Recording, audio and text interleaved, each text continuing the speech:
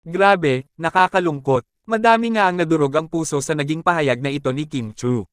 Masasaktan ang mga puso nyo dito. Narito ang buong detalye.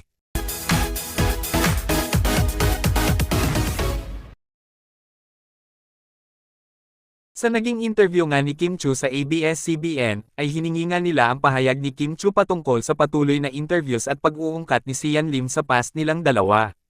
Naayon nga kay Kim, na ayaw na niyang muling sumama ang kanyang loob. Kaya sana, ay hindi na paulit-ulit pang ungkatin ang nakaraan. Ayon nga sa iilang komento ng netizens, "She is not really okay. I will pray for your healing process, Kimi. We love you. Always remember, that you are well loved and you deserve all the love in this world." Naiyak ako. Nakikita ka namin na sobrang kwela at laging positive vibes ang pinapakita mo sa harap ng camera, Kimi. Pero, still sa likod ng camera, nasa healing process ka pa rin. Nakakatulong din ang mga ganap mo this year.